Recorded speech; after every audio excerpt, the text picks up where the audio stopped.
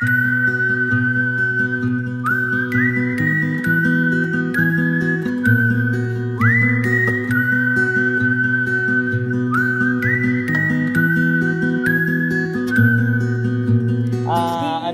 pangarap ko kay Raray ay kung ano naman yung gusto niya, support lang kaming mag-asawa doon. Kung ano yung gusto niya gawin sa buhay, support lang kami. Fingers try to understand.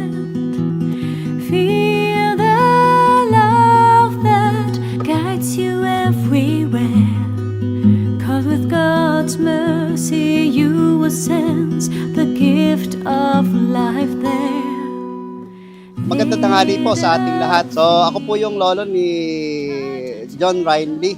So salamat sa Panginoon dahil itong aming apo ay talagang ipinagkaloob ng Panginoon sa sa mag-asawa. Ako, number one, pangarap ko kay apo ay maging malusog siya sa paglaki, magkaroon siya ng takot sa Panginoon, and then makapag-aral ng mabuti at maging servant din sila ng ating Panginoon. Yun yung aking pangarap sa aming apo. Salamat po at ang pagpapala ng Diyos ay akin pong ibinabalik ang pagpurit pa sa salamat.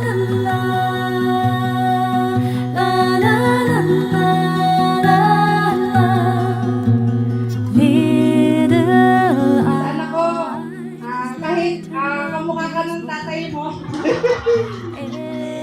ugali kita. Yan ang pangkumanan ko sa'yo.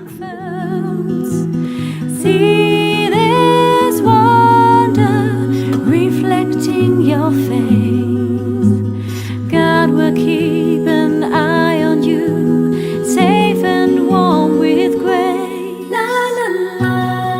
Ang pangarap ko sa aking apo ay huwag makalimot kay Lord at saka maging mabait na bata. Yun lang naman ang pangarap ko sa kanya, maging mabait na bata at saka gumalang sa nakatatanda. At ang isa pa pangarap sa kanya ay maging astronaut.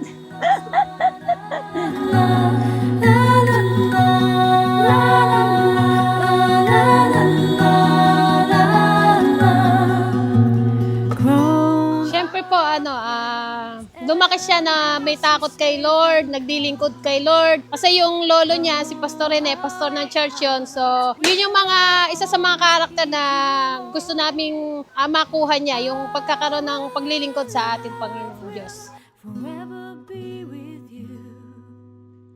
You are with us for all the time, even when you're gone.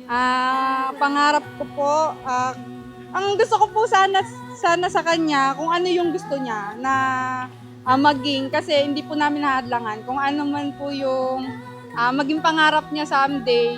Kasi po ako, ang pangarap ko po nung bata ako magtataho, yun talaga yung pangarap ko. Kaya, pero hindi naman ganun yung nangyari. Kaya ahayaan ko po siya na piliin niya kung saan siya magiging successful, saka mag-e-excel sa buhay. Wish ko po sa aming anak, sana lumaki kang mabait, mabuting tao at patuloy na naglilingkod sa Panginoon.